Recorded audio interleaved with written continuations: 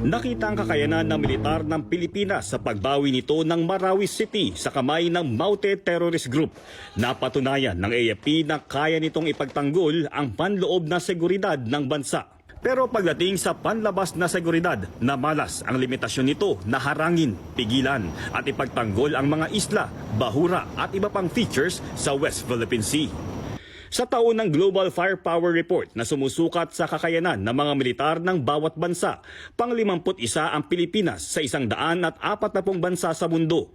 Nagtala ang bansa ng 0.81 Power Index batay sa air, land at naval forces ng iba't ibang sandatahang lakas. Sa Southeast Asia, pampito naman ang Pilipinas sa 10 bansa sa rehiyon. Sa ilalim ng Administrasyong Duterte, 300 bilyong piso ang inilaan para sa AFP modernization, batay sa itinakda ng batas para rito. Kabilang dito ang pagbili ng missile frigates na BRP Jose Rizal at BRP Antonio Luna at planong pagbili ng mga anti-submarine helicopter at Black Hawk helicopters. Bukod pa ito sa mga donasyon ng iba't ibang bansa.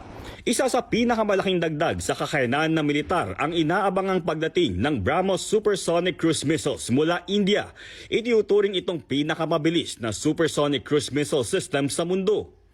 Nito lang January 28, pinirmahan ni Defense Secretary Delfin Lorenzana ang $375 million o halos 19 bilyong pisong kontrata para sa missiles ng BrahMos Aerospace. Ang BrahMos Aerospace ay joint venture ng India at Russia.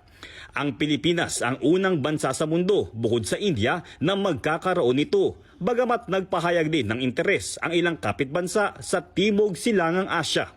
Ayon kay Lorenzana, palalakasin nito ang firepower ng Philippine Navy, partikular ang Philippine Marines, at ang kakayanan ng bansa na makapag-counter-attack sa anumang bansa sa loob ng exclusive economic zone ng bansa.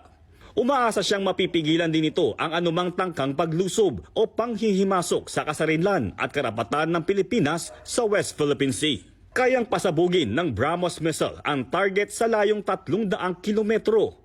These are just one of the several missile systems that we will be needing to have a credible defense.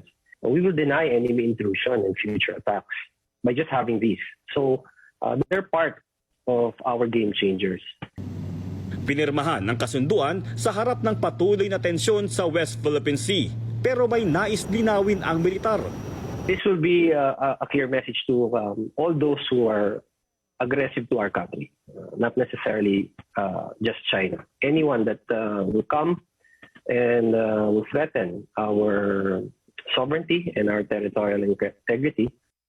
Naniniwala ang Asian Maritime Transparency Initiative na pabor sa posisyon ng Pilipinas ang pagbili nito ng missile defense system.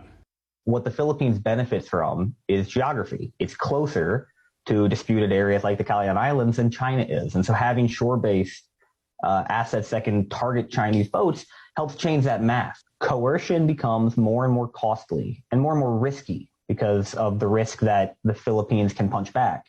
Then diplomacy looks more attractive. Aminado ang AFP, malayo pa bago maabot ng Pilipinas ang minimum credible defense ng bansa. We can say we're about 40% in that minimum credible defense.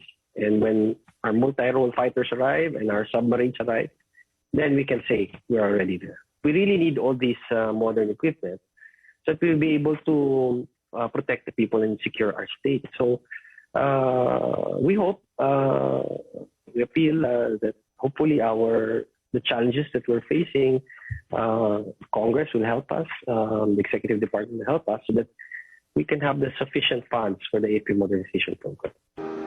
Ayon sa ilang analyst, higit sa sariling pambansang depensa, mahalaga ang diplomasya, patuloy na pakikipag-usap at pakikipag-alyansa sa ibang bansa para mapanatili di lamang ang balanse ng pwersa, kundi ang kapayapaan sa buong rehiyon.